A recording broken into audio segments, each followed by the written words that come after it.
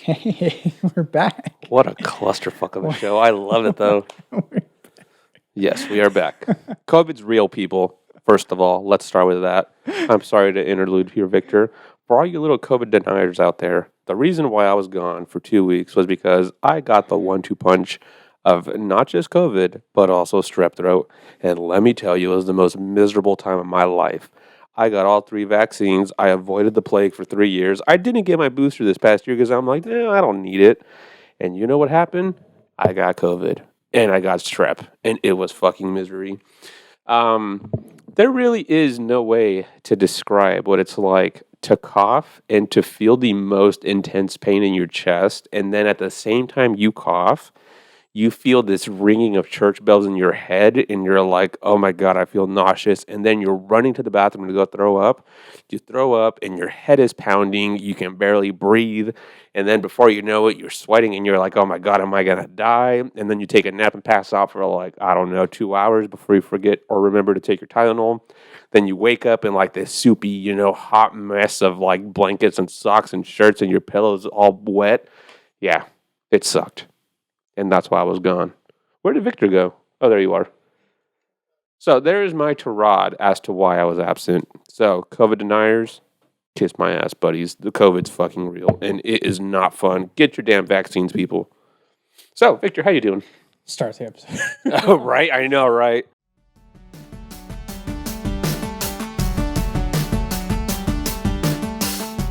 I could just feel the texture of the vomit. Yeah, enough of that. So, today's episode. All right. Hello and welcome back to Corks and Controllers, the show about pixels and fermentation. My name is Victor Aparicio, and joining me is the cheesy counselor back at it again. Yes, my name is Victor, also the cheesy counselor. All right. I'm alive, motherfuckers. Yes, Victor, you've been gone for, I think I deemed you on the episode as chosen to be sick. Yeah, chosen to be sick. You decided to slight me. My goodness. Oh, my Lord.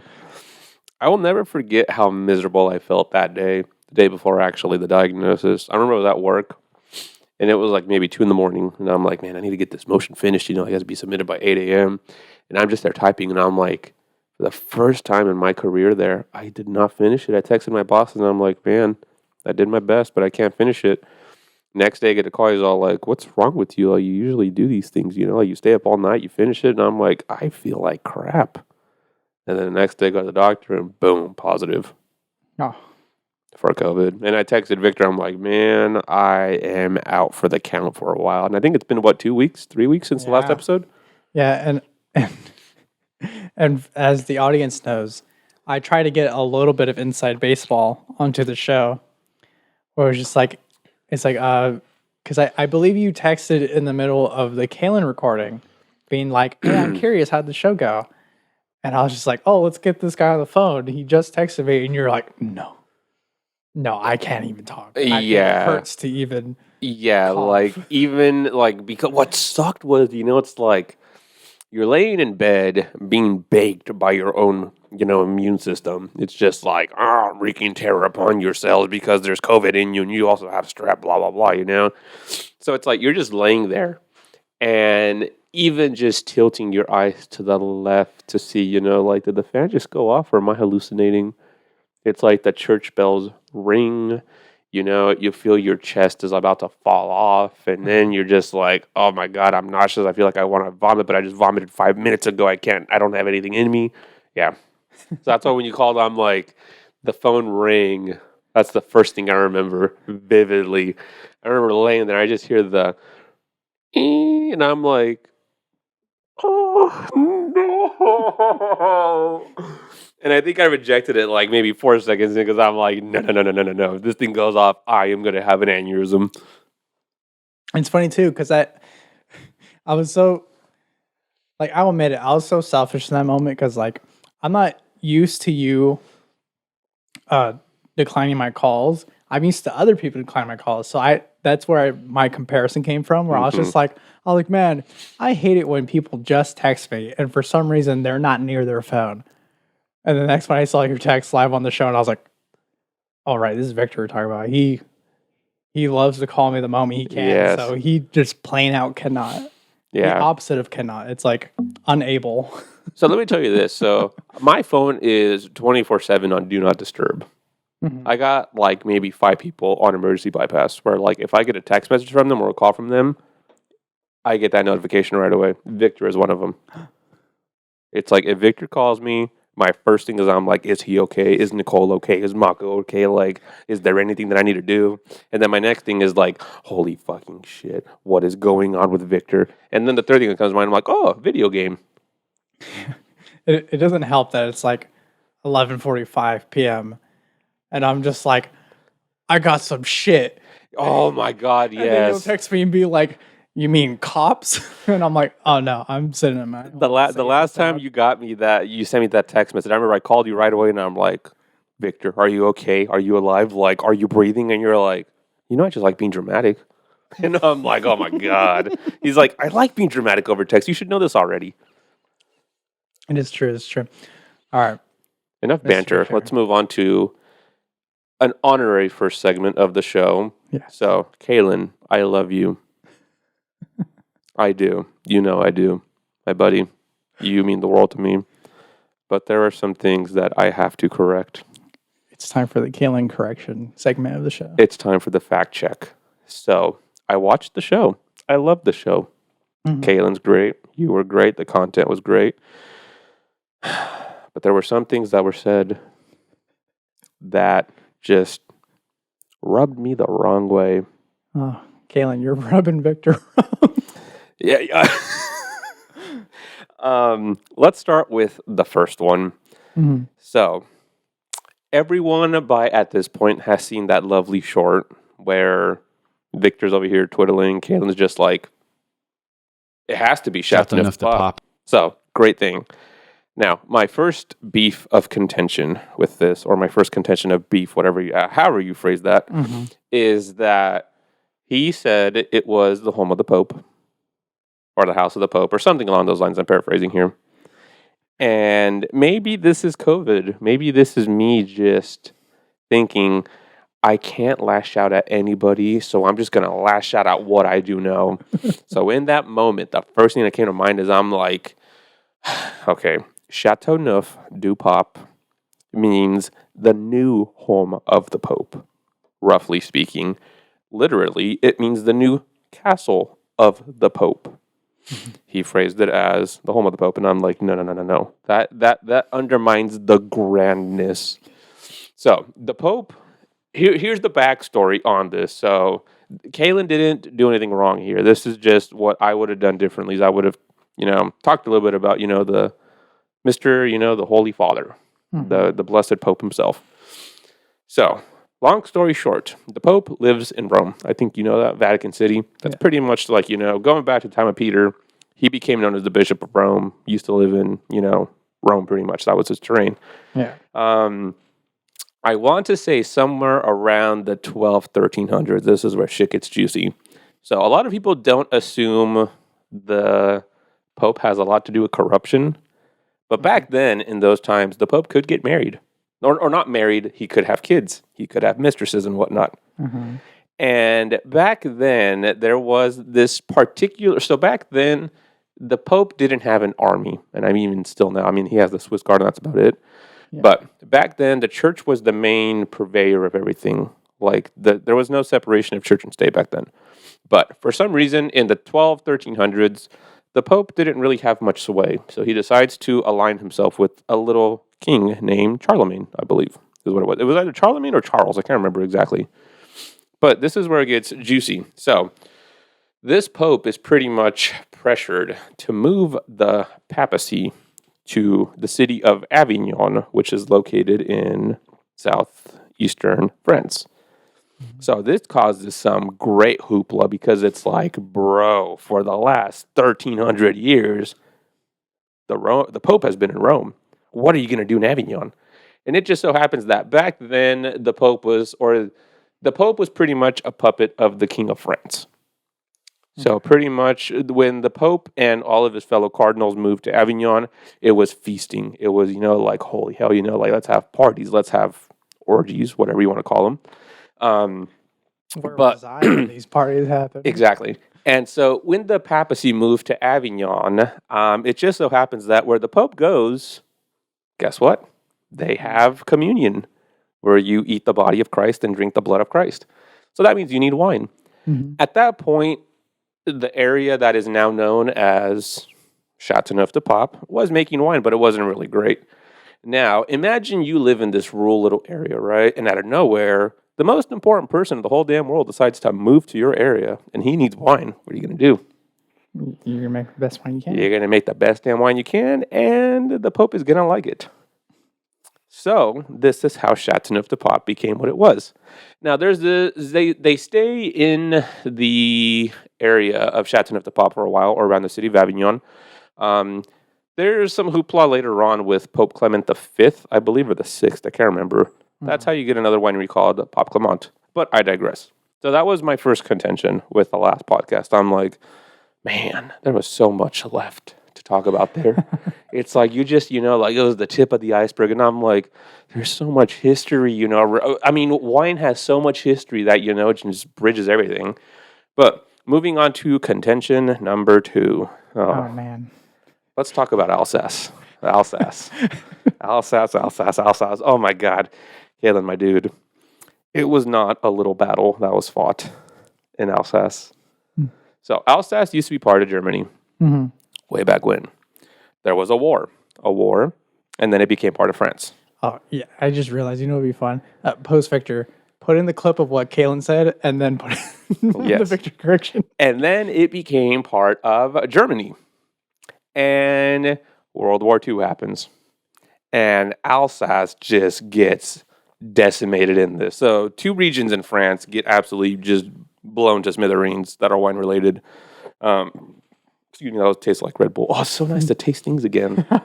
Like, oh my God, I don't even know what the hell a June berry tastes like, but it tastes delicious, But yeah, so Champagne gets just bombed to smithereens. I mean, if you look at pictures of Champagne, France back then, it was just horrible. Nothing but craters. Exactly.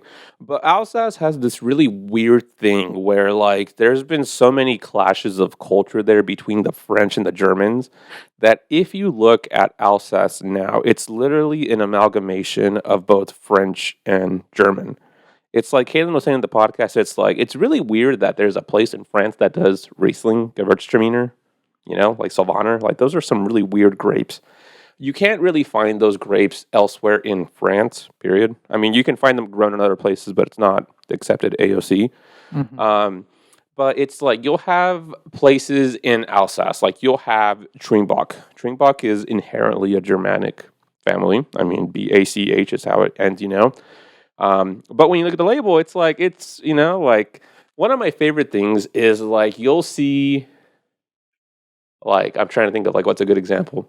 You'll have Trimbach is the label, and you'll have Gewürztraminer is the grape. Let me tell you right now, Gewürztraminer spelled, let's have this. I want revenge. It is Gewürztraminer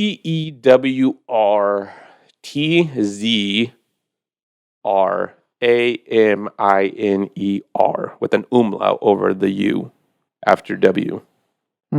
Correct me on that. I think I'm wrong, but it might just be, my COVID brain here. Post Victor? Oh. Spelling of Gewürztraminer. So you have Trimbach, Gewürztraminer, and then this lovely French phrase called Sélection de Grand Nobles. So it's like German, French, and then below that it says Appellation Alsace Contrôlée. It's like French, it's just so funny. And it's like when you go to Alsace, one of the best pairings you'll ever have is going to be sausage with Riesling. Inherently a German meal, Yeah. So yeah, World War II, Alsace, lots of history there. Lots of history. It wasn't a little battle. And I think that was most of my beef. I believe so, yeah.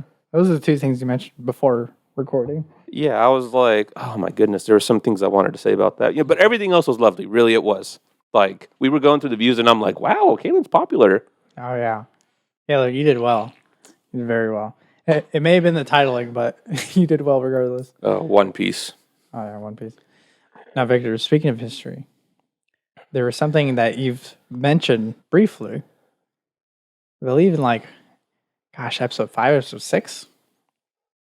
And I've been wondering about it since, but my brain that scatters throughout the entire galaxy. Can only hold so much information, regardless of the vastness. And that is, you mentioned the banana wars, and to this day, I imagine a bunch of Mexicans throwing bananas at each other, but it's probably much more deadlier than that. Yeah. Oh my God. Can you please explain what the banana wars is? Yeah, I'm trying to think. I have not heard the word banana wars.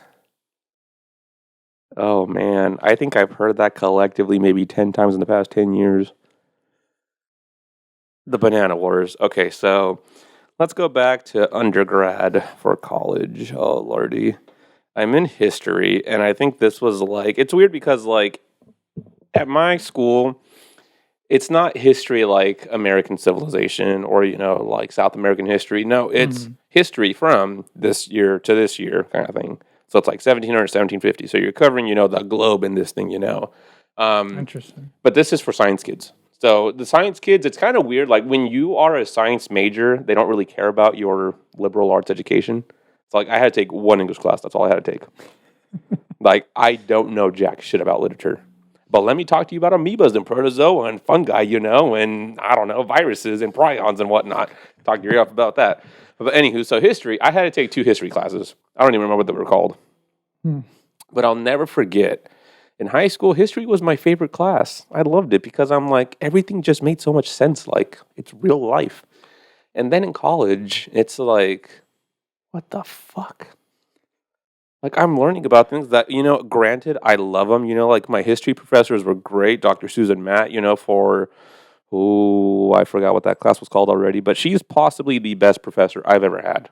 Dr. Susan Matt, if you're watching this, doubt you are, but you are the best professor I've ever had, Dr. Susan Matt. Let's go back to the banana wars. So I have to write an essay on a random subject giving in a certain timeline. So it just so happens that we're covering Central America during this time. Now, how do I say this? My interests in Central American history is very, very limited. I don't really yearn to know much about history of a lot of things unless it's wine related. But I remember seeing the banana wars, and I'm like, what the fuck is this? Because again, the name just catches your attention. You're just like, bananas, wars, that would never be a thing. And long story short, the banana wars were a succession of violent government overthrowings in Central America. It wasn't just one, it was a few different things. So my paper, I need to look for it. I will bring that to the next podcast, actually. I'm pretty sure I have it saved somewhere. Just dissertation. Yeah, my dissertation on the banana wars. Because it wasn't just one conflict. It's you piece together a whole bunch of different little battles and whatnot, and they're collectively known as the banana wars. Dole is more than a happy sun sticker on bananas. Right, right. Oh, no, and the Doles, okay, so that's another one that I'll talk about later on. But the Dole Company, holy hell, they got some blood on their hands. So I am going to take this position, and I may be crucified, and I may be canceled. But I'm of the belief that Hawaii was never given a choice to become a state. It was forced by the Dole Company. The Dole Company pretty much said, hey, we're going to grow pineapples. So when you want to talk about the pineapple wars, there we go. It's not an actual thing, but the Dole Company pretty much says, okay, how am I going to do this? Alrighty, so let's go back to the banana wars. So this is a topic that, we could probably do a podcast with rum and talk about bananas all goddamn day. But pretty much the reason why this is named the Banana Wars is that the Dole Company and a whole bunch of other, I think back then it was known as the something fruit company. But pretty much these American companies would go to these, Latin American countries and establish pretty much fruit monopolies.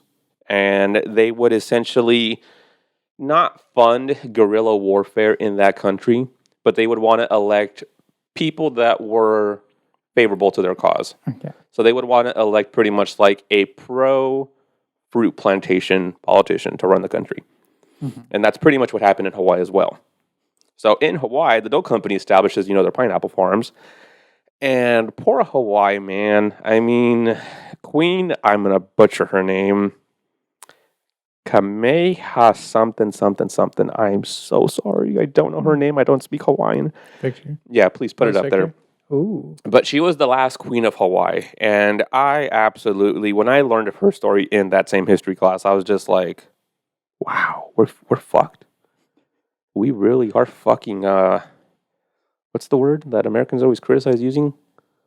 What do people always say about us? YouTube comments light it up. It's oil and freedom. But, oh my God, we are it'll come to me. But pretty much like this is the nickname that we're known for. We're known for going into other people's land and having them vote for us. So a good example, Puerto Rico. Yeah, they're a state. They're citizens. But guess what? So Puerto Ricans are citizens, but they are not a state. They don't have any representation in the Senate or in the House of Representatives. They could vote for the president, and that's about it. Mom. So, but anywho, I digress. That might have been too much of a tangent. But yeah, so the Banana Wars, I'll look for my paper specifically on it, and I will report back with the more intimate details of the Banana Wars and bore you to death about them.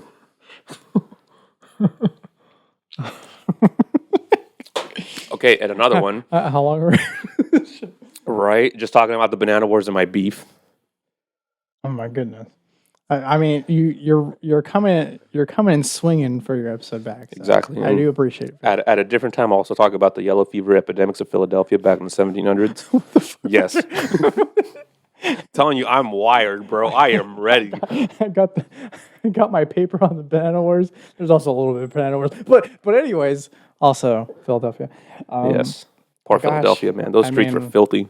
Victor, before we get into the featured wines, the featured drinks, I mean, but to tell you what, how about I pour us a little beer, which Victor will not partake in. He'll only have little sippies. Yes. But while I pour this, how's Juju Kaisen? Now, for preference, can I walk out and just go punch a wall or something? For preference, everybody, I'm flustered. Victor's learning. Ever since joining the show, he's just like, oh yeah, I've heard of names, but to actually sit down and watch full episodes of animes probably only happened once or twice. During COVID, not like the actual event of COVID, but during COVID. During Victor's COVID. Seasons. And I think the movie as well, yes, of Juju Kaisen are lodged in this man's brain now. So, and I have opinions. Go for it.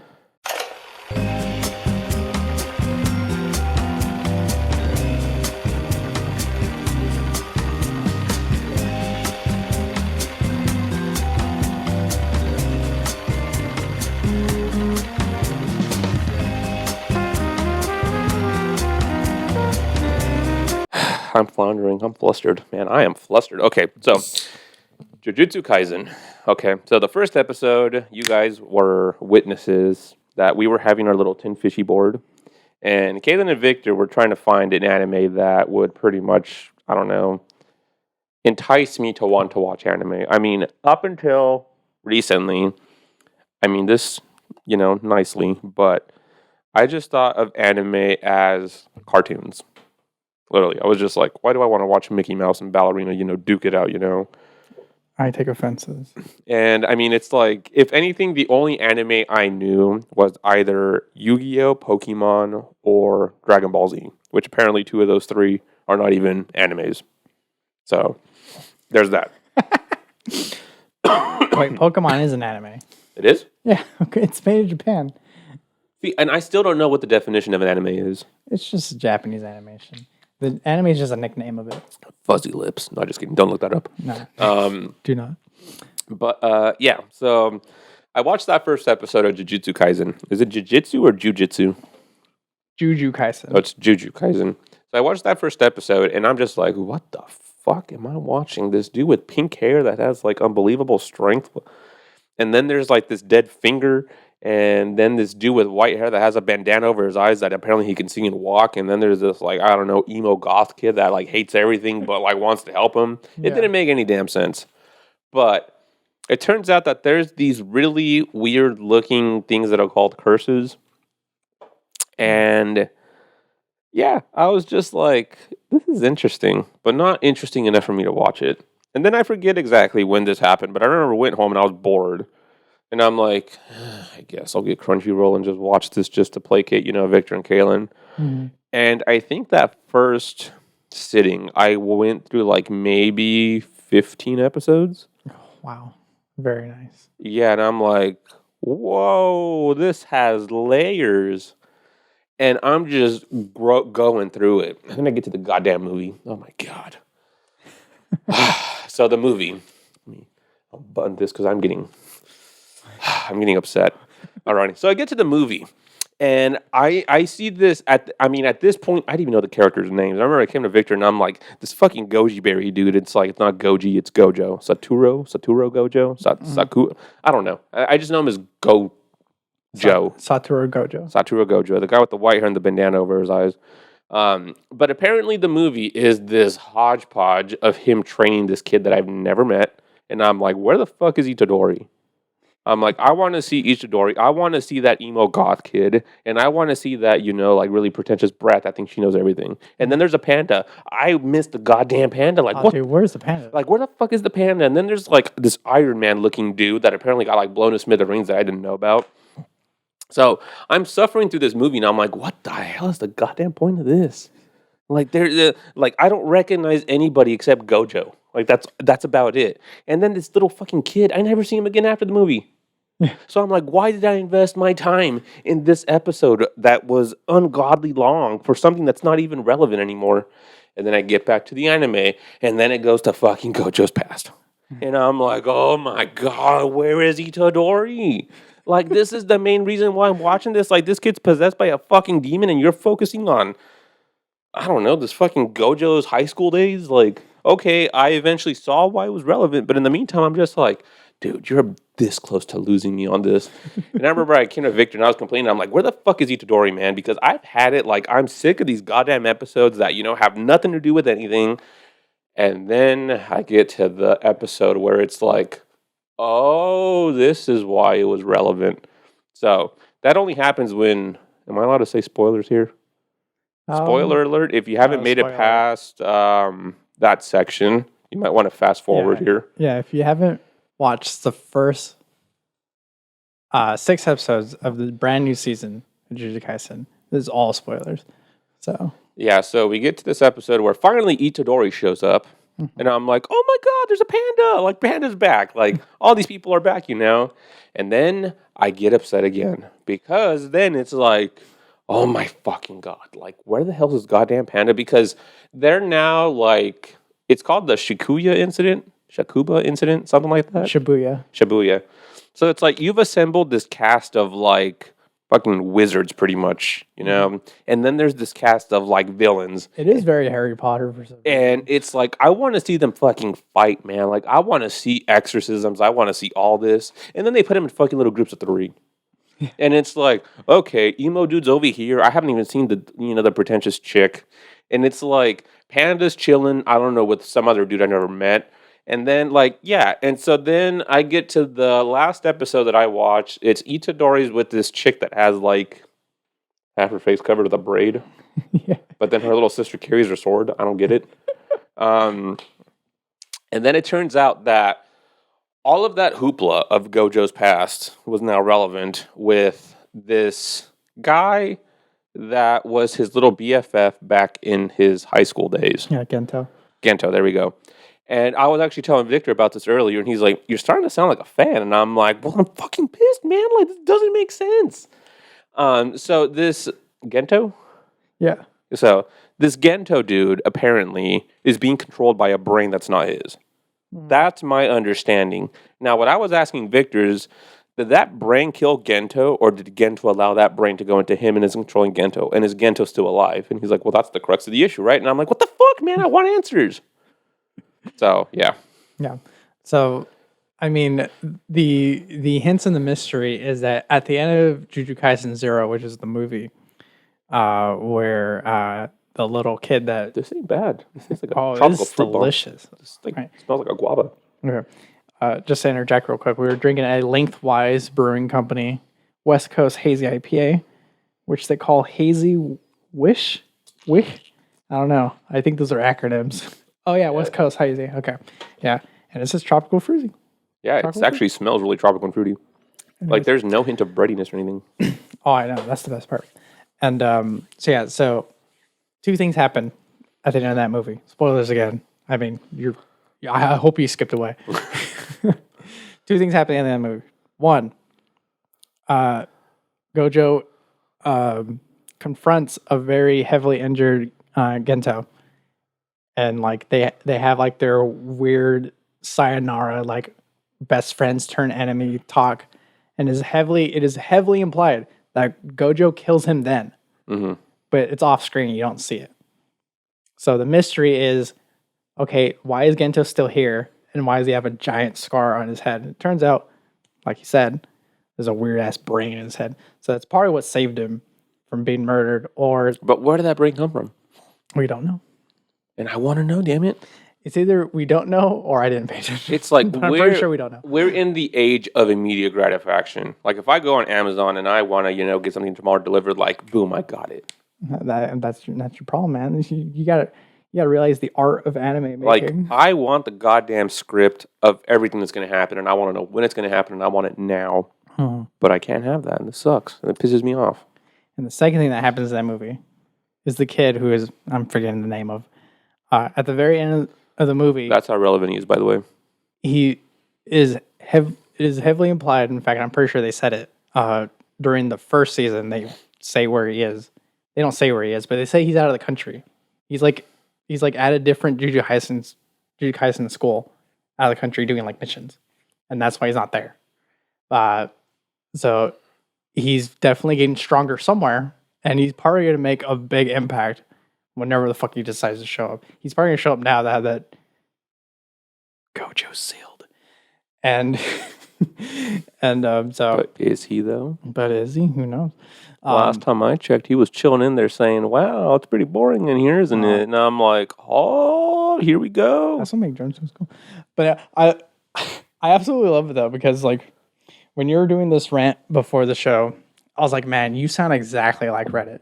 You sound like the people who are just like, I'm so mad at the way this show's progressing, and I'm just like, you sound like a fan to me. It sounds like you're enjoying every minute dissecting all the scenes. So yeah, you're more of a fan than I am because I watch it once and go, okay, cool. Yeah, I take stories as they are. I am emotionally invested now. Like, so here's the main thing that I forgot to say that even he didn't think about to say right now is that this Itadori kid is supposed to get killed at one point. Yeah. Like, literally, first episode, they say, we're going to kill you. And I'm like, when's that going to happen, man? It's like, he's also possessed by Satan himself, apparently. And I'm like, when's he going to make an appearance? Because there's this little, I don't fucking know, sued patch on weird, what's his name? The doll-looking like thing? Patch face? Patch face. What's his name? It's something like that. Oh, yeah. Is it Makito? Yeah, something like that. It's something like that, but it's like he's like this little doll that's like patched together, but he's not a doll. It's kind of weird. I'm bad with names in real life and in anime. I'm sorry. But same here, man. It's like I didn't even know about this thing last month. Like, that's how new I am to this. But anywho, so like this little Mojito dude is supposed to be like hella kick ass, and so is the Gento guy. And in my head, I'm like, okay, if Gojo's locked up, there's only one people that can beat those guys, and it's that little demon that's possessed inside of Itadori. Yeah. He's already eaten, what, 3 fingers? Or is it 4? Yeah, I think he's had more by now. So it's like, I'm waiting for the apocalypse here. And it's getting delayed. And I'm like, I don't give a shit about, this stupid cricket that's like trying to, saying like, you're not wise. Or what the fuck was that cricket man saying? Oh, you're not clever. It's like, what the fuck is this thing about clever? Like, oh my God, I'm so clever. And I'm like, give me the meat of the damn show. Like, Itadori is wasting his time on a fucking grasshopper.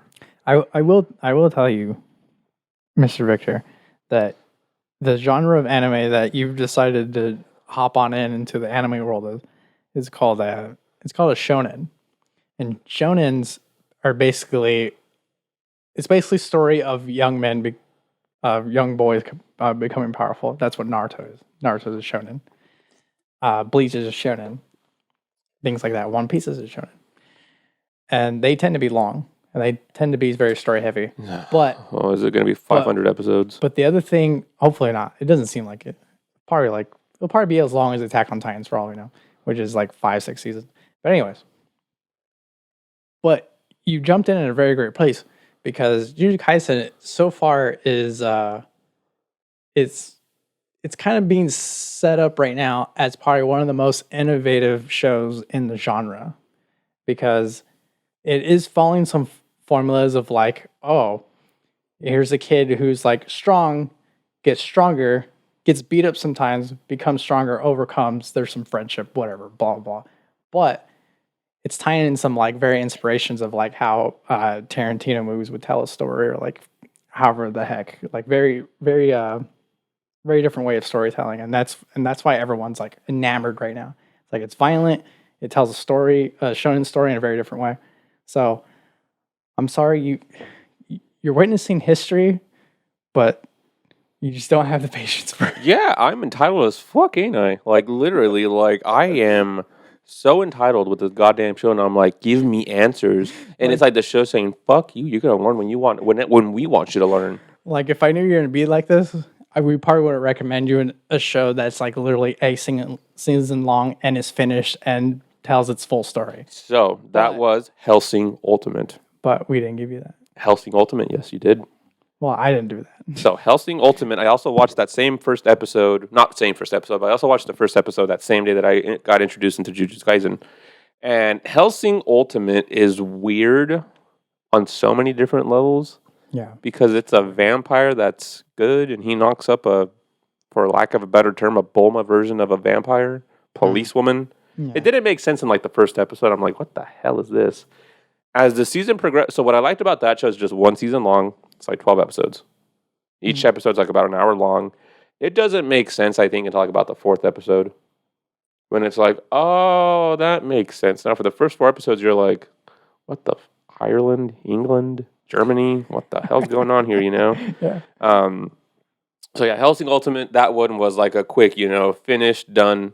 Okay, great, satisfying. Plenty of gore, plenty of fighting, but without being over the top like the boys. I'm not a fan of the boys. Kaelyn made me watch that. Yeah. No. Too much anatomically correct things going on in that show. Like, I'll never forget that very first scene. It's like you're holding hands with your girlfriend, and it's like, where'd your body go? And you're just like, that's what happens when the Flash runs into you. Oh, no. But anywho, so that was our fun little catching up session in the meantime. Here we go. So now let's move on to the meat of the show now. I know. I mean, before we get there, do you want to talk about what you've done to this wine? Alrighty. So if you haven't seen the short already, so when I got here, we didn't really have a plan. I brought a wine for the show. So the wine itself is made by Torbreck. Oh my God, I can't say enough good things about Torbreck. It is easily one of the best wineries from Australia.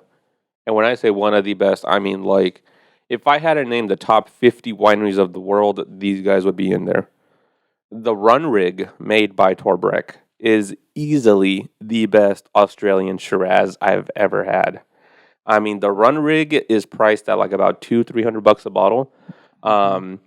There is no other way than to describe that wine as like, imagine the flavors of a Snickers bar with like a layer of raspberry jam on top and then like the slightest dusting of like cocoa powder.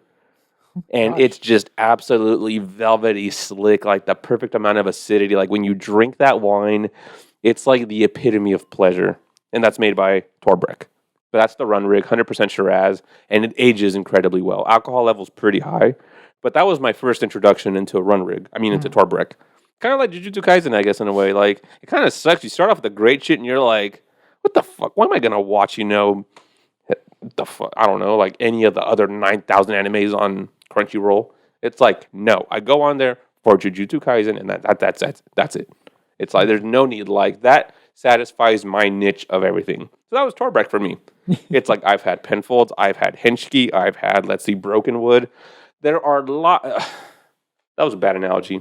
There are a lot of great Australian wineries, just like I'm sure there's a lot of great animes. I'm not going to waste my time though. It's like Torbreck is amazing. I can't say that enough. Their wines are fantastic. I think they're priced reasonably low for what they offer. But anywho, so I was thinking for this show, I'm like, okay, we haven't shown the Aussies any love, and they make excellent wines. So I'm going to bring the Cuvée Juvénile, which is known as like their little young, fresh, fruity wine. Mm-hmm. So this is a blend of Grenache, Syrah, Mourvedre. I think the vintage on this one is 2021. Yes. Ordinarily, an absolutely delicious bottle of wine. Now, this is where I messed up. So I get to Victor's and I'm like, I'm hungry. So my first instinct is, okay, we're going to shoot the podcast. So I put that in the freezer. And then, I don't know what happened. 20 minutes later, we decided to go out to eat. Mm-hmm. And then after that, we had to go do a little wine class. Mm-hmm. And then I come back, and I'm like, fuck. And I go to the fridge, and I see this bottle. And I'm like, Torbreck, I've let you down. I have let you down, Torbreck. The wine was frozen. So, if you haven't seen the short, when you freeze a wine, there's two different things that can happen. If it's a screw cap like this Cuvée Juvénile, the wine is not going to be oxidized. So it's not going to be like, you don't run the risk of, premature oxidation on this or anything like that. But your wine is ruined. Mm-hmm. The wine is not going to be what it was before. So ordinarily, this wine is what's known as a little bready. And when I say bready, I mean like Brettanomyces, the yeast or the bacterium. It's a little funky, not horsey, but, a little weird. But the Cuvée Juvénile, what I love about it, it's just this refreshing, juicy, light-bodied wine. When you taste it, you should just taste like fresh grapes. You should get a little bit of chocolate, maybe a little bit of barbecue sauce. Kind of sounds weird, but when you taste it, you'll be like, oh, I kind of see that.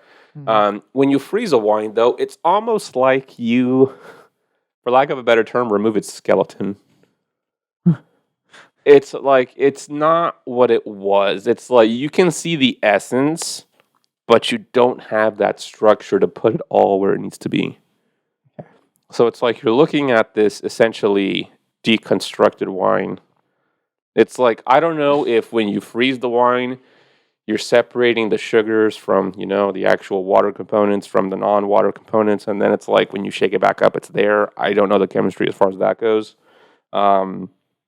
But your wine will not be the same. Now, if it's in a cork, same thing as a screw cap. But if the wine actually comes out of the cork, your wine is mega fucked. So this wine is fucked. Let's get that established, Okay. So my first impression is not going to be a genuine for this wine. So on a scale of 1 to 10, if a non-frozen Torbreck Cuvée Juvénile tasted like a 10, I would say this wine is going to taste maybe like a 6. It's still going to be respectable, but it's not going to be good. You know what we should do? When we start branching out and we start going on like little winery adventures, if we ever talk to a winemaker, we should ask them what happens if you freeze a wine. Yeah, chemically. Yeah, they'll know. Yeah, I mean, so here's where it gets really interesting. So without going too much into it, you can freeze grapes and make wine out of them, and it'll be fine. Okay. That's already established. I mean, fresh grapes are obviously the best to do that with, but like wineries will literally ship grapes frozen from another country and make wine, and it comes out good. But during the winemaking process, it's like the temperature of the actual fermenting wine will reach up to like 107 degrees. And that causes a whole bunch of chemical reactions in the wine. And you also have the components like the oak. You also have, if there's any cement aging, if there's any carbonation. You also have, like, did you add any other additives like mega purple? Did you add acid? Did you add tartaric acid? Did you add sugar? So the final result is totally different than how it started with the grapes. So that's established there. But like I was saying, so if this wine would ordinarily taste like a 10, because this one was frozen, but it didn't come out of the bottle, I say it's going to be about a 6. Now, if the wine was left there overnight and actually came out of the bottle and you attempted to drink the whatever was left in the bottle, that's going to be like about a solid 3. Yeah, because then at that point, other things are getting into your wine. So we've had this open now maybe like, an hour? Yeah. So yeah, let's give this a little taste. Again, Prost. our impressions are not subject to I'm sorry, the Torbrick. wine's current state. It's like, Torbrick, I love you. I do. Or his intended state. Exactly. It's like, I know we're not doing this justice. At another podcast, I'll bring another bottle of this that was not previously frozen. Watch the owner Torbrick being like, oh, I drink it that way all the time. I doubt it, but. Oh, this is sad. So, very thin. Can you tell that? Mm-hmm. It almost feels watery, doesn't it? Yeah, I can see that. So you see what I mean? Like when I say like the wine doesn't have a skeleton. If it had structure, it would feel more full. It would feel more, not robust, but it would just be more. Mm-hmm. No, I'm a little sad. Yeah, because I mean, like this wine is not really flamboyant like other wines, you know. Well, I take that back. It's not flamboyant, but it is flashy, ordinarily. Yeah. Now it's just, like I said, a little shadow of what it once was. Oh, man. So Wow. this is also the reason why wineries will never ship you wines if it's too cold. They'll never ship to you if it's even like warm. Like I have wines waiting for me at wineries that they're like, okay, it's, May and you live in Central California. It's too hot. We'll ship them to you in October, November. And I'm like, but I want them now. Wow. But now, like, say if we lived in Minnesota, northern Minnesota, and I ordered wine, they'd be like, yeah, we'll ship it to you, probably even in June, July, August, because northern Minnesota probably doesn't get that hot. Could be wrong, but, that's my assumption there. But, like, in California, if I buy wine in December, I can easily have it shipped overnight. That won't be an issue here in Central California. But if we lived in northern Minnesota or, like, North Dakota or even, Maine, they'd be like, your wine might get frozen. And we're not going to assume responsibility for that. So you got to wait till it warms up a little bit more. What if you sign a form that's like, I don't care? Oh, so yeah, you can actually do that. So if you have wine at a winery, so like if I wanted to ship wines from one of my wineries, they're just going to warn you like, hey, you're telling us you want us to ship this to you. We told you the weather's not optimal. If you get this wine and it does not taste good, we're not going to exchange it. We're not going to return it. That's what they'll tell you. Yeah, that's the way to go. So, yeah. Sadly, Torbrick, I'm sorry. Sorry, Torbrick. That'll probably make great sangria, though. I was about to say, I was like, or you could cook with it. Oh my God, you could do short ribs. Oh, I don't know how to, but I'll learn. Literally just get any, so this is what I like about wine like this. And I mean, not like, let's turn it around. Previously frozen wine or heat damaged wine, get the cheapest cut of meat you can at a grocery store, like the connective tissue, like really tough, like probably like 50 cents a pound. All right. And add 2 bottles of wine, maybe like a cup of vinegar, some spices, put it in the oven for like 6 hours. You're going to love it. Oh. So, yeah. Oh, Victor. Talking my language. All right. Well, we apologize formally, Torbrick. We'll get you next time. Yeah, we will. I love you, Torbrick. All right. I'm Mr. Victor. It's time to get to the meat and bones of this episode, yes, as you said before. Now, there's a new video game I've been playing, but it's also not new. It's new in terms of they have updated it to finally be at its near complete state. Mm. And this is what I mean. As you may or may not remember, I've mentioned a video game once called Cyberpunk 2077. Yes. And when it first released, it was in a sad, sorry state. The long and short of the story is that the developer Cyberpunk, who was CD Projekt Red, were just like, man, we were running on a high. We had one of the most best-selling fantasy RPGs in the current now the last generation. What does RPG mean? Role-playing game called The Witcher. I don't know if you've heard of The Witcher story. The Witcher 3 came off on a high. Everyone loves the base game. They love the two DLCs that came out for it. Everyone's like in love with it. It's like a lot of people's most favorite games they've ever played in their entire lives. Very high praise, and they're just like, "Wow, we can't be done in.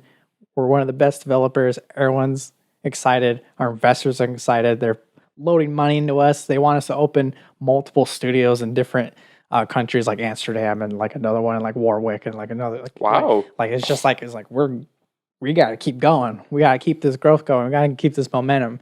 So they announced a game called Cyberpunk 2077, and they're just like, and they think they're all cool. They're releasing this teaser trailer, and at the end of the trailer, they're just like, we'll release them whenever we feel like it. We won't even give you a year. Wow. Like not even a tentative, like temporary release date. We're just gonna do whatever we want. And then one day they're just like, hey, this game is coming out. And I believe it was 2019. And when they first publicly announced that, like everyone's like, hey, that's pretty cool. That's pretty soon, man. We thought this was going to take forever. And then some dark seedlings were coming from the bottom. Oh, no. For one, the developers, the people who actually code and make all the textures and the programs and the environments and all this like that, they're all just like, excuse me? This game is like nowhere close to done, and you want us to be done in like 7 months? But they don't say it out loud because, like, you know, the rules and shit. There's like this rules and codes of honors of like developers don't really talk about their work unless they feel they're wrongly treated, into which they'll talk to journalists. But anyway, and so reach out to us, people. But long story short, it kind of just becomes uncovered that investors were just like, huh, what the heck? I gave you a bunch of money. Where's the video game? Where's the product? Come out with the product. And the presidents of CD Projekt Red are like, oh, don't worry. It'll come out next year. Don't worry. Hurry up. And stuff like that. So that's what happened. They just, long story short, they rushed it out. It was an incomplete game. It was trashed on release. Critics, fans, social media memes up the wazoo. It was just done with. And it was one of those games where it's just like the most highly disappointing things that ever happened in video game history. It was like a meme alongside No Man's Sky, which is another game I mentioned that also came out in a sad, sorry state. Although not as glitchful, just an incomplete, featureless game. And this was after delays, by the way. They were just like, oh, 2019, 2020, anyways. It is now 2023. It's now 2-3 years later. They released an update called the 2.0 update.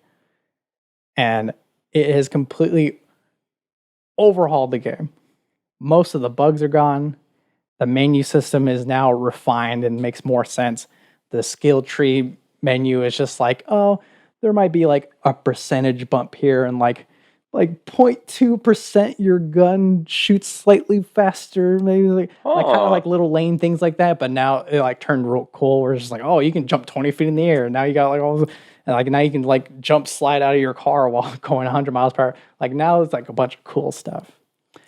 And there's a DLC that came out alongside it called the Phantom Liberty, which I've yet to play or purchase. I've been told about that already. But it does have Idris Elba in it. And, you know, I love me and my handsome actors. So looking forward to that. What's going on behind what are these cats up to? Anyways. Yeah, at my job actually. So since this podcast thing has been a thing, I've had, about 6 people tell me about Cyberpunk. Mm-hmm. And mind you, even like, I don't know, 2 weeks ago, I don't know what the hell this was. I'm like, Cyberpunk. And then it's like, it got so intense that I actually had a sticky note on my job, on my desk, said, check out Cyberpunk. And it said something about the Phantom. And I'm like, okay, cool. I guess I know video games now.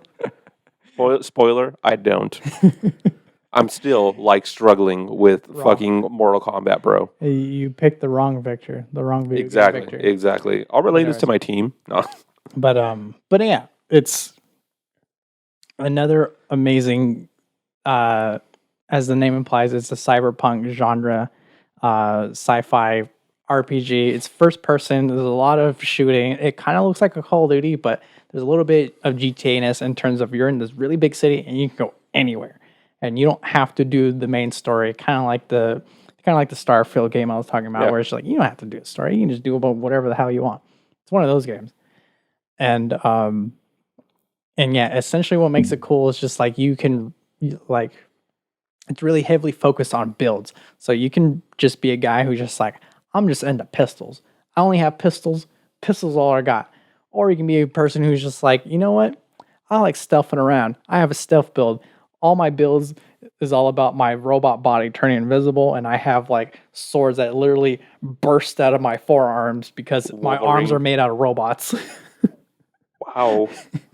Or you can be like a hacker build where it's just like your computer brain chip is full of all sorts of hacks where you can control cameras, you can control people's weapons, you can jam people's weapons remotely with your brain. And it's just like, my gun doesn't work anymore, and then you fucking stab him in the face. So like, so many different options in that game. It's gotten so much better. Though I will say my personal journey with this game is that I did buy it on launch because even though the initial previews of the game were just like, hey, this might be a bad game and it might not launch the way it was intended to, I still felt the FOMO. I was just like, I've been so excited about this game. I'll play it even though it's full of glitches. And I tried. I played like 5 hours of that game when it first came out, and I was just like, there's people falling out of the sky. There's people clipping through my car. There's a early game breaking bug where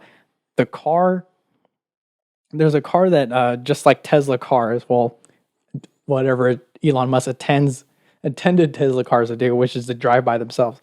Mm-hmm. My car in the opening cinematic was supposed to leave the garage, and the garage door closes. But instead, what happens in my game, mind you, this is like 40 minutes into the game, the garage door closes first, and my self-driving car slams into the garage door because it's closed. And because of that, my elevator won't open until the car leaves. But because the script is wrong and the car can't get out, the elevator never opens, and I'm trapped in the garage. What the fuck? And I can't get out. Wow. And I had to restart the game. Wow. Yeah, that... So there was that. And then, like, I tried playing it other times, but I was just like, you know what? I heard of the rumors of the 2.0 update. I've heard Phantom Liberty's coming out. I'm just going to wait. And I waited 3 years, Victor. I waited 3 years, and I'm having fun. I'm having a lot of fun. So here's my challenge to you. I'm sorry for interrupting you. But here's my challenge to you. Give me a wine that'll give you that gratification. A winery that has royally screwed up in the past, but came out with a bottle that was like, good job. Good job, you finally did it. Oh, there's so many. Let's see where to even begin. But it's also sci-fi cool. I was kidding. You don't have to do that part. I think there is the best example I can think about is a little winery. Damn, should I call them out like this? I should. I mean, if they redeem themselves and they're a top tier winery now, why not? They know their redemption arc. First of all, I'm sorry that I am gonna say this name's winery. So, let me tell you the story of a little winery named Bien Nacido. So, Bien Nacido means well-born, pretty much in Spanish. Mm-hmm. So, this is a winery and a vineyard down in Santa Barbara. So, specifically, Santa Barbara, Appalachian, AVA, specifically in the Santa Maria Valley within the Santa Barbara AVA. Where to begin? Okay, so the Bien Nacido vineyard itself is regarded as one of the finest vineyard sites in the entire state of California and therefore the world.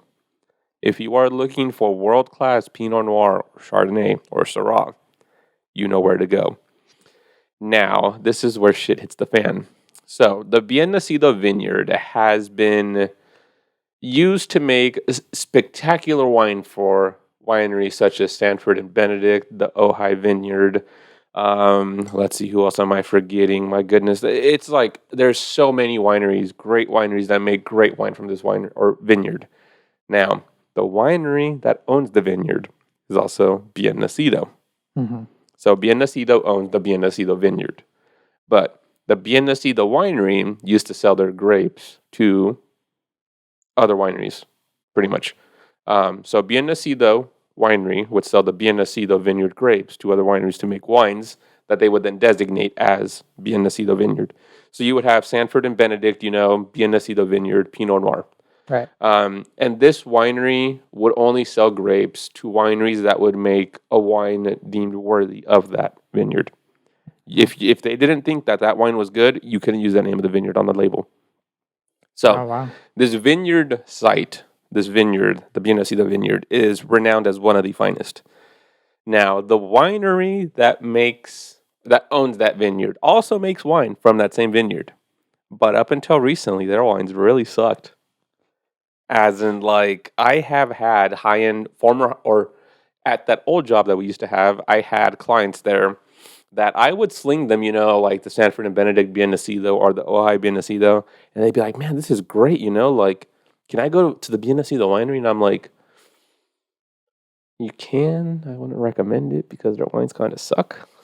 But sure, like, if you want to go there, we'll set up an appointment for you, It always struck them as odd, like, how could the winery that owns the vineyard fuck up the wine that bad? And this is where, if you get a winemaker that doesn't really know what they're doing, it doesn't matter how good your grapes are, your wine's going to be shit. Right. So I would say up until, like, maybe 5-ish, 6-ish years ago, they got a new winemaker, and all of a sudden, holy shit, their wines are fantastic. Their Pinot Noirs are velvety. Their Chardonnays are brisk and, zesty. Their Syrahs are super meaty, very dense. If you were to find a bottle of Bien Nacido's Pinot Noir from that exact winery, from, like, say, 2010, 2009, chances are it's going to taste like garbage. It's just a wine that I would not expect to age well at all. Mm-hmm. Now, in my own collection, I have 16s, 17s, 18s. That I'm like, these will probably be drinking well for like 10, 15 years. So the Bien Nacido Vineyard, you can actually go visit them in Santa Maria. I do endorse the visits there now. I'm sorry, Bien Nacido. I mean, I'm sorry. Like, I love your wines, but they just used to suck. They know the history. They're good now. So, I mean, I just always found it peculiar that it's like, okay, you guys will purposely tell other wineries that they're not worthy of the name, and then you go and tarnish your own name like that. Like, it became a running joke that buy anything from the Bien Nacido vineyard, just not from the winery. Yeah. Like, that's how bad the wines were. Like, you pay $40 for a Pinot Noir that tastes like hot garbage. So, that would be the first winery that comes to mind. Now, the second winery, you tasted today at that class. Ooh. So, these guys, I feel a lot less intimidated because I'm like, they're in France. Whatever, like... Fight me, Chateau Giscours. You can't fight us. Exactly. I mean, you guys don't even care about us. But I will say this. I have some 2010s, 15s, 18s, 16s, and 19s from your winery. So I do love you guys, too. You can't find the Central Valley on a map anyways. Exactly. You'll probably end up in Chile where the other Central Valley's at. But anywho, and we can't even use that because that's the real Central Valley, apparently. What? The Central Valley designation, Chile has it, not us. What the heck? Yeah, Chile beat us on that one. Man. Go Chile. But anywho, so... One of our favorite wineries is only a hop, skipping away, so screw you, Chile. Right. So there is this wine that we tasted today called La Sirène de Giscours. So it comes out of Margaux in Bordeaux, so southwestern France.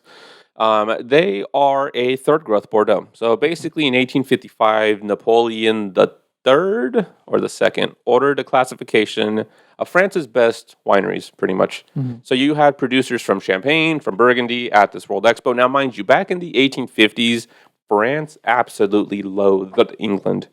and I think it was either 1851, 2, or 3. I can't remember exactly. But I do know that the preceding World Expo was held in London. And it was the husband of Queen Victoria, Prince Albert, that put it together. So Prince Albert, if you didn't know, this guy was like the fucking Futurama of the monarchies. This guy pretty much, oh man, where to even begin? So this guy was such a visionary that like he pioneered so much in England. So when you are Napoleon the second or the third, and you're like, holy shit, there's this hot English guy that's actually from Germany that's married to the Queen of England, that's like, grabbing the world's attention, with locomotives and everything else, like just impressive technology for the day. It's like this Napoleon saying, how can I outdo him? And then he's all like, you know what England doesn't have? Wine. We have the best ones. So what this guy does is that he orders the wine broker / merchants to classify the best wines in the region. So in 1855, in the region of Bordeaux, they order the classification where pretty much you have your first, second, third, fourth, and fifth growth, spelled GROWTH. Don't think of it like first place, second place, third place, fourth place. Think of it like all of those wineries scored an A. It's just that the first growth got a perfect 100. The second growth got anywhere between a 99 to a 98. And so forth, all the way till you get to your fifth growth, which got a 90 to a 91 or 92. So this classification was pretty much predicated on the prestige and the going price of a barrel. So in 1855, this list comes out, and back then there's only 4 first growths. It was Haut-Brion, Latour, Lafite, and Chateau Margaux. So Chateau Margaux is the preeminent queen of Margaux. But in Margaux, there was a third growth by the name of Chateau Giscours. So Chateau Giscours is a lovely property. I mean, just beautiful grounds, whatever. But Chateau Giscours, I mean, most properties in Bordeaux go through changing ownerships. They have their ups and downs. But Chateau Giscours had it bad. And I mean, bad. So at one point, I'm not going to say the exact year. You can find this later on. But Chateau Giscours is accused of, and then is later found guilty of, adding milk powder to their wines. And now, think of it like this. You're this winery that was showcased to the world. Like people like Benjamin Franklin, like Thomas Jefferson knew who you were. They would buy your wines. Like, you have fallen so low that you can't even make good wine, that you have to add milk powder to it. Fallen so low, you went to the local Target and bought some milk. Exactly. I mean, it's not as bad as the Austrians. So the Austrians back in their day, I can't remember the exact year, but oh my God. So the Austrians were envious of the German winemaking methods where you could make really noble dessert wines. I don't know how it was that the Austrians found out that antifreeze is sweet. So they decided to add a shit ton of antifreeze to their wines and killed a bunch of people. So, yeah, the Austrians were real bad about that. That's why the majority of Austrian wines up until recently always had a screw cap. Is because a cork you could always put back in there, and just be like, yeah, it has like about, 2 milliliters of antifreeze, whatever. Yeah. But yeah, Chateau Giscours, they would add milk powder to their wines to make them taste, rounder and richer. And yeah, Chateau Giscours had it bad. I think as of and their wines kind of sucked up until about 2005. Great vintage. And myself, I am very iffy about any Chateau Giscours pre-2005. Not because it might have milk powder, but just because I'm like, damn, you guys just suck that bad. Yeah. So, yeah, that's my other hot take. I mean, did any of these wineries you mentioned really have a press release that was just like, oh, we spent hundreds of millions fixing our video game? So, Chateau Giscours, yes. These guys were rolling in dough. They just had shitty grapes. And poor Bien Nacido gets money. Like, they sell their grapes for a shit ton of money. I'm talking like hundreds of thousands of dollars. They have the means to get a good winemaker. They just didn't choose to do so. Yeah. So, it's like, think about it like this. Imagine you have Tesla, right? Yeah. And then Tesla says, okay, we're going to own the factory, but also the car. So imagine that, Tesla sells their parts to, I don't know, there's Polestar, there's, your Hyundai electric cars, your Toyota electric cars. So they sell these parts to other, automotives or whatever. And people get to trust the Tesla brand for electric cars. They say, hey, Tesla is the pioneer. They're one of the best, to ever do electric cars, whatever. But then the Tesla cars are breaking down left and right. The actual Tesla cars. Yeah. And it's like the Polestar, the electric Toyota, they're doing great. Like, what the hell, man? These cars are lasting forever. They work well. But why is my actual Tesla, breaking down? That's the reputation of BNC, though, back then. It's like, okay, you are making millions of, and what you're selling to, Toyota, to Hyundai, to, Polestar. What the hell are you doing, bro? Like, why does your product suck? Like, you have the means to make it better. Why isn't it better? I guess it's better than like Apple and Google, where there's like, we make our own phones. Well, this example is more for Google because Apple does not open their ecosystem to any other phone maker. But it'd be like, hey, we make Pixel phones and we have like smart AI powered photo things that just make your photos look like amazing. And it's just like, what about the other people who run Android? They can do it. Like, it's like the opposite. We're just like, sure. Benecito, right? Yeah, Benecito. Benecito's just like, you can have our wines and you can do a good job and that's fine. And we won't make like a proprietary like wine, like grapes that you can't touch and are only for us. At least they're giving the grapes away.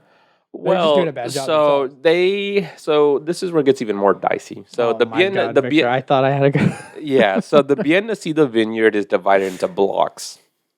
So like Foxen has access to like the block 8 and I think like the block 20 something maybe. I don't even know if that one exists, but I know they have the block 8. Victor, feel free to use the same footage of Benecito's blocks than last time. Exactly, yeah. So there's different blocks, and I mean a lot of famous wineries have this where like they have the estate vineyard, but to the woe of wine students everywhere, it's not just the estate vineyard. It's like, no, you have this block, that block, that block. This block has that kind of soil. This block is exposed to that amount of sunlight. This block is closer to the river. This block is higher elevation. So it's like all these different grapes taste different, And so, like William Salem is a great example. So William Salem can get fruit from a very famous winery called Rocchioli. So all of Rocchioli's wines are estate wines. They come from their estate vineyard. But only William Salem has access to the river block section of the Rocchioli estate. So, Biennacido can choose the best grapes for themselves if they wanted to. Do they? We don't know. Because all of their stuff is just Biennacido vineyard. They don't put a block or designate or master selection or anything else. No, they just say the Biennacido vineyard. So it's like, okay, bro, I know this vineyard's separate into different blocks. Why don't you tell me where it's coming from?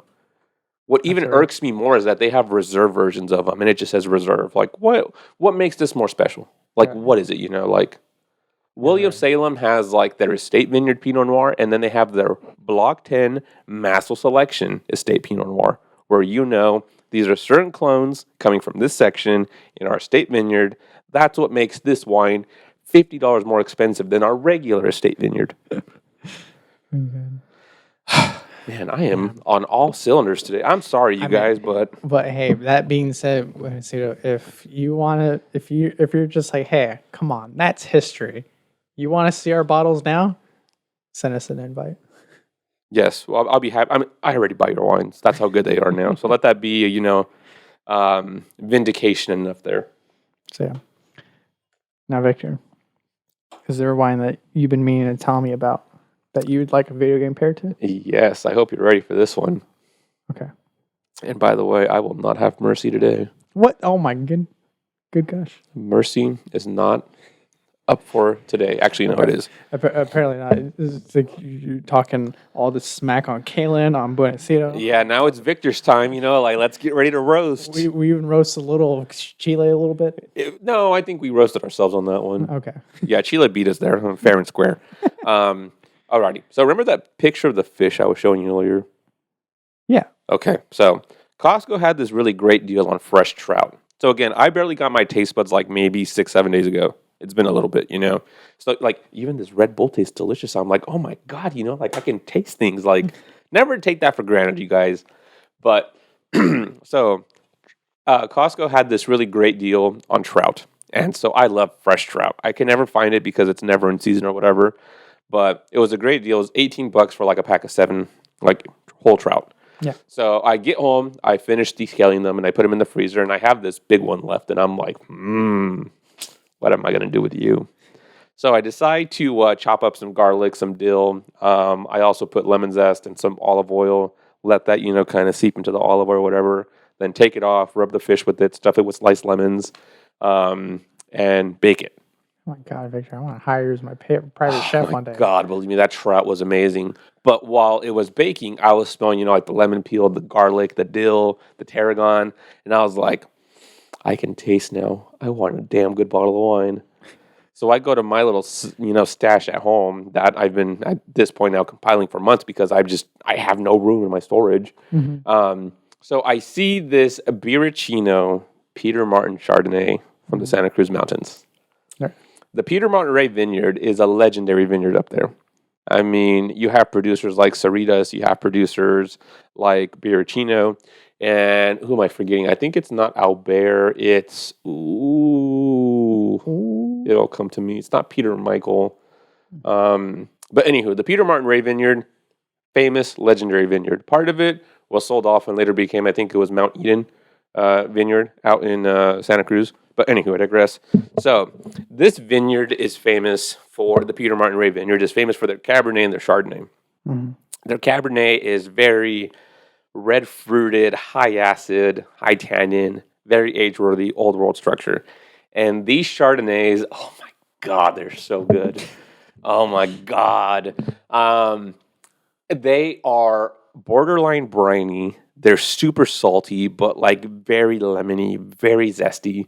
I mean, I can't think of anything else, but there's this wonderful Instagram page called Shitty Wine Memes.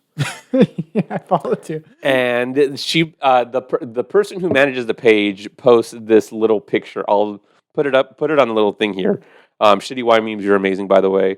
But there's this picture of Gordon Ramsay squirting lemon bottles into the mouth of Patrick Starr. And it's just like acid all over, like just straight acid. When you drink that Birachino Peter Martin Chardonnay, it's energetic. It's zesty as hell. You can feel the enamel being washed off. There's no sugar. It tastes like you're biting into, a crisp Granny Smith apple, but like it's just doused in lemon. And just to finish it off, you put sea salt on there and maybe the tiniest bit of dill pickle. But it is an incredibly zesty, mineral-laden Chardonnay. Mm-hmm. And with that trout, oh my God, it was so good. I had posted on my little Instagram a picture of the fish and then the baked fish and then the wine. And then there's nothing else after that because I was in heaven.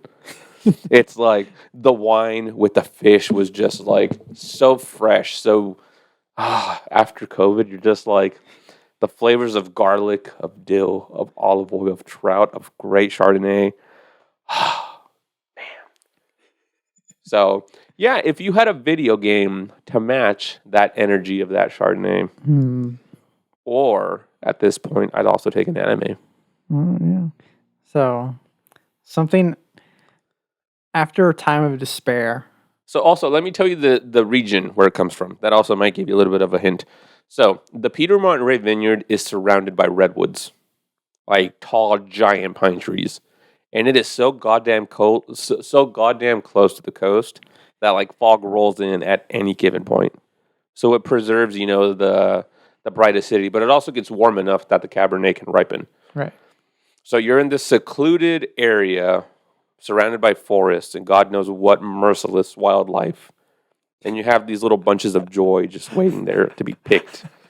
So, yeah, you have a polar bear or a grizzly bear, chomping down on a wild wolf or something, howling, in the distance. And you're just look at these little bunches of Chardonnay. It's almost like you have, I don't know, for lack of a better term, Exodia beefing with, the blue eyes white dragon. And they also have, I don't know, Ra, the Egyptian wind god or whatever, fighting in the background of the forest, and then you have Jigglypuff in the vineyard, inspecting the clusters of strawberries. So yeah, that's the vibe of the vineyard there. That is the vibe. Sorry, I'm wondering what this cat's doing. Are you hanging out or are you about to poop in there? Oh lordy. You better not. Don't do it. I would say lift up its tail, see what it's doing. Post Victors, don't put. Oh, it's just laying down. Oh, getting cozy. Very nice. Is it? Very nice. Is it getting cozy? So. Oh yeah, the tail's down. Getting cozy. Okay. This cat isn't very people friendly. That's why. So you're in your pit of despair, but then you come out refreshed. Yes. Ready to take on the world via fishy friends. Correct. To which you were rewarded with freshness, lemon zest. Like that. It's just so energetic. Like I really can't describe what that Chardonnay tastes. And you can only buy that at the winery too, by the way. Pure energy. Well, there's a few things that come to mind. I'm not sure if they match up pretty, 1-to-1. But maybe I'll shoot my shots and I'll just think out loud. What video game is in the forests? Like pine trees? Yeah, I was gonna say if you play Red Dead Redemption 2 and just kind of as soon as you get to the open world and you just start ignoring everything. No, I retract this. I formally retract this. This is what I remembered I was gonna do. So yes, we're going here. So, Kaelyn was talking about shots sniff the pot, but he didn't give you an accurate representation. That was supposed to be your wine pairing, remember?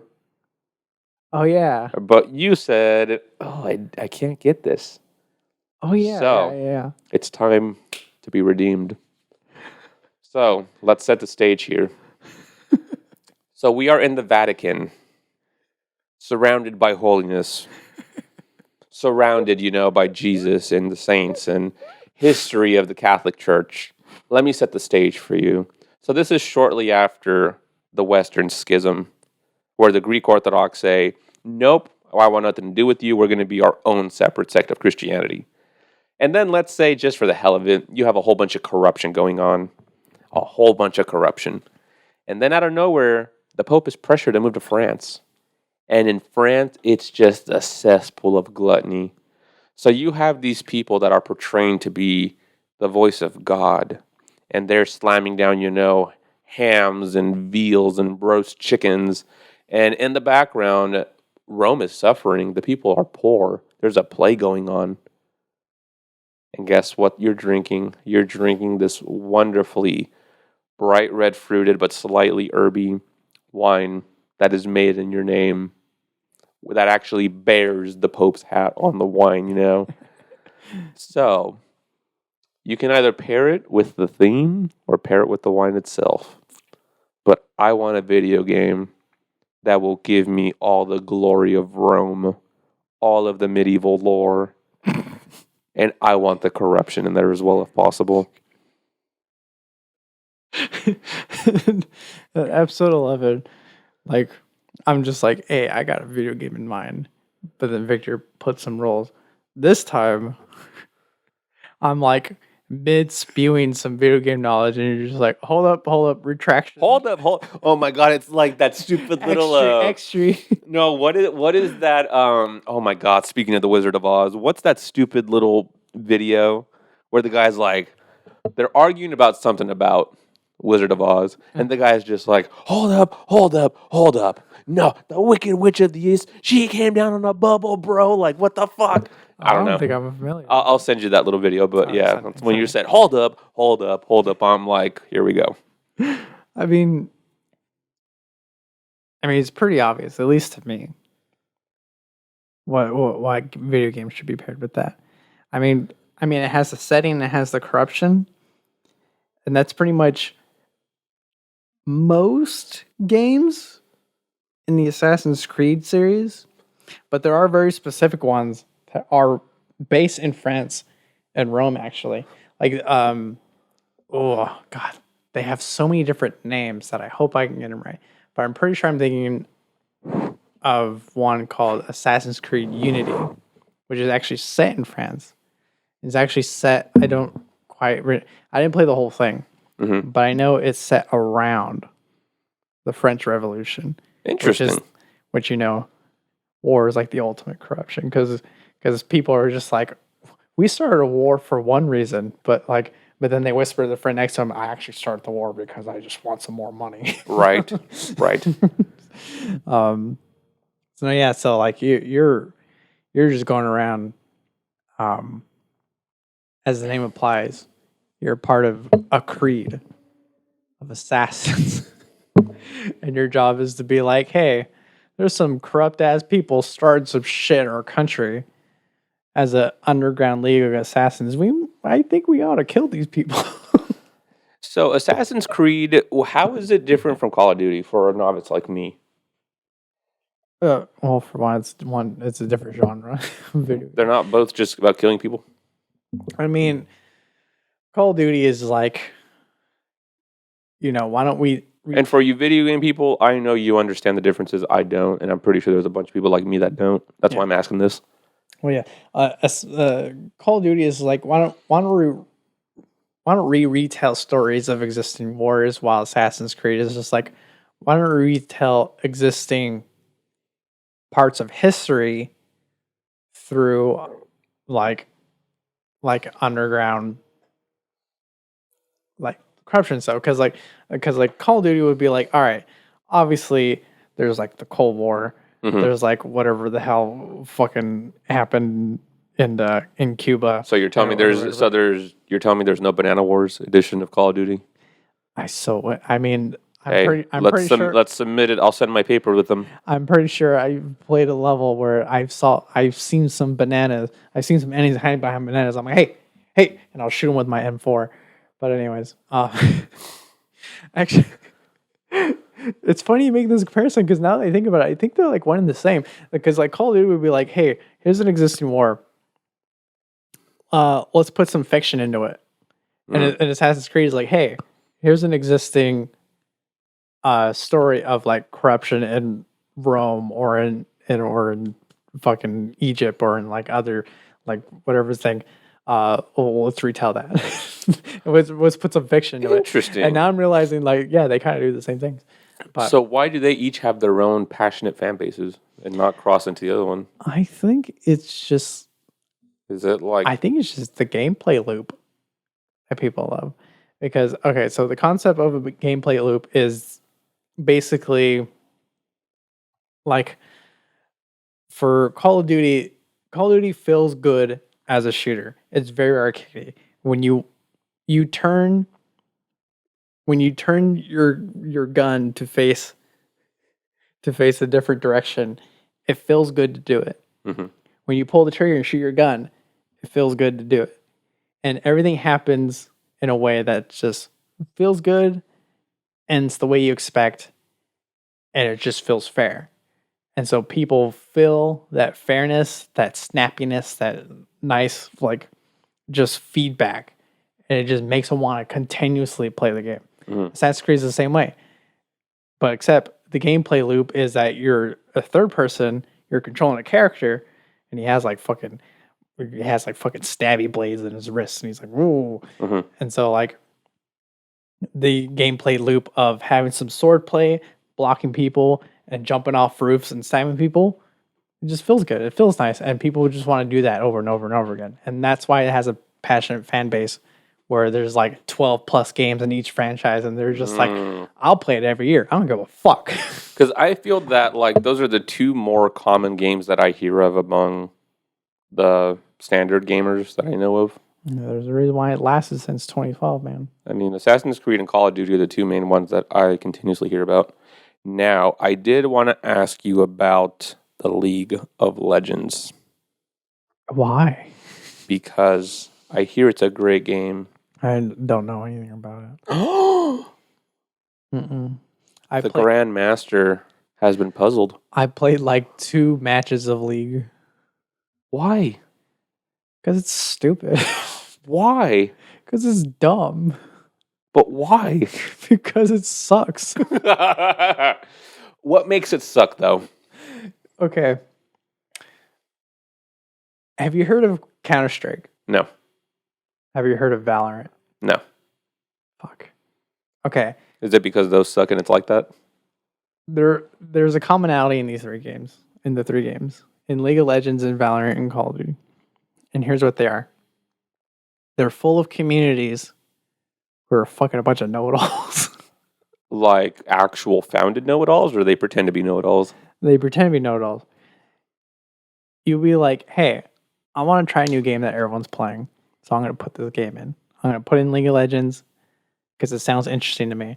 And you're like, oh, League of Legends is a top-down game where it's strategy, and you have to take your take your hero player character and use their abilities to strategically take control of a map. Mm. And then like you'll play the tutorial, you'll play a few single player things, and you'll be like, hey, this kind of works out. This is kind of nice.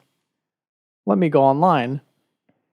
And then you're just bombarded by the most toxic players possible, being like, hey, I don't care if you're having fun. You suck. And you're a bad team member. But instead of saying it that way, it's full of obscenities. Oh, so it's worse than the teenage boys on Call of Duty. It's exactly like the teenage boys. But there's the thing, though. In Call of Duty, for some reason, you kind of just take it. And it's because Call of Duty is one of those games that's like easy to play, hard to master. Mm-hmm. But things like League of Legends is one of those games where I swear to God, the fan base will tell you it'll probably take like hundreds of matches for you to finally understand the game's rules and metas and get good. But you're going to get belittled every single time you try to learn it. So like you don't want to do it. You don't want to play the 100 matches of being belittled and being yelled at and being told that you're bad. So it's not so much that League of Legends sucks; it's community blows. Games like League of Legends, Valorant, Counter-Strike, they're not inviting new players. Call of Duty, you can mute people and play because it just feels good to shoot. Mm-hmm. Getting your first kill in League of Legends, it might take a while because people are just yelling at you. So you never feel rewarded for just playing. So that means we won't be playing League of Legends anytime soon? Yeah, League of Legends just suck my ass. I'm looking directly at the camera while I say that. I had a better chance at Valorant because it feels good to play, but you do get wary after a while. Damn. So League of Legends is a hard pass. Yeah, like Valorant tries to be a Call of Duty, but because it has like grounded Counter-Strike kind of mechanics, it's hard to get very good at the game. Well, that means if Unpack Me stresses me out, League of Legends is out for me. Because, man. I can't believe you even considered it. But then again, you didn't know better. So I'm precisely. But I still do want to play Diablo 4. I want to get my ass kicked. Anyways, come at me. League of Legends sucks because the community sucks. Let's hashtag that. Okay. Let's see how much vitriol we get or vitriol we get. You want to clip that out into a short? Yeah, fuck you, League of Legends. I'll say it just straight out. Come at us, bro. Come at us. Okay. Well, Victor, I believe that's an episode. That is an episode. I think it's a great comeback episode. Yeah. COVID, fuck you. COVID deniers, fuck you too. There you go. Flat earthers too. What? Oh my God! Right? How do you turn ignorance into anti-Semitics? Okay, I'm going to leave it there. Okay, I don't want to go too far. I want to take it an extra level. People that believe that pineapple does not belong on pizza, go fuck yourself. Pineapple, it's so good. Pineapple deserves to be wherever the hell it deserves to be. You know how many people died over pineapples in Hawaii? I'll tell you right now, a lot. Oh God. You know, see, this is where I'm going to get real dicey. I'm like, Hawaii lost its fucking kingdom because of pineapples, in my opinion. So you know what? If a pineapple wants to be in a damn pizza, you let it be there. That's the least of your concerns as far as a pineapple goes. I rest my case. Oh, man. Don't even get me started on bananas. If you support our message, go ahead and go to coffee.com/controllers. That is our digital tip jar. You know what? The next episode, I'm going to bring a banana and a pineapple and be like, you know what? Come at me, YouTube. Come at me. Unless you're a historian, please don't. I don't want to get belittled like that. But if you're not a historian, come at me, bro. And if you want to be part of the show in any way possible, you got some comments, you got some feedback, you got some questions, you can do that anytime in the comments below, as well as podcast@spiggy.net. You can also hit us up there if you want to do any collabs or invite us out to your wonderful house of making magic. Exactly. Whether it's a video game, a movie, or a winery, or a distillery, or a brewery, or a kombucha place, or a sake place. Or a sake place. Exactly. I'm looking at you, Berkeley, California. Invite us out there. Ooh, I was just in Berkeley. Fantastic place. What's that sake place that's out there? I have no idea. I was not It's looking. It's not Geikikon. What is it? Gigakian? Gigakian? Is that how you pronounce it? I don't know. That's how I pronounce it. You watch way more anime than I do, so you probably do know how to pronounce it better. I'm a weeb. I'm about to be a weeb. I'm a weeb junior right now. No, I'm a weeb Padawan. That's what I am. Weeby Hut Junior. Weeby Hut Junior. There we go. Yes, because my only defense as to my weebiness is that I have watched Hellsing Ultimate and I have watched some episodes of Jujutsu Kaisen, but I have not watched Naruto. Kaelyn, if you're watching, my guy, I don't think I'm gonna start One Piece yet. I don't think I am. Speaking of Kaelyn, I love the movement. I love the analytics. I love what you guys have been doing for supporting our show. So you know what? I'm thinking sometime in late October, early November, I think we gotta have our sleepover episode. Sleepover episode. Yeah. Oh my lord! Do you remember this? This is how long it's been since you've been out. What? So since we've been on the grandma couch, we said maybe we should play some horror games. Record whatever faces and noises that Victor makes during these horror games. Which Victor? And just slam on those Negronis, baby boy. Oh, I do love myself a Negroni or 5. So we'll plan that episode out. I don't know when it'll come out, but it sounds like fun to me. So, Oh, I'm already. Well, okay. that's what happens when you get your sense of smell and taste back. You get Negronis in your mouth. I'm looking forward to that. That'll be a nice coping mechanism to see all the murder on the screen. Until next time. Exactly. Peace out, everybody. Have a good night. Have a good night. And a good morning. Bye. And a Merry Christmas. And Happy Holidays.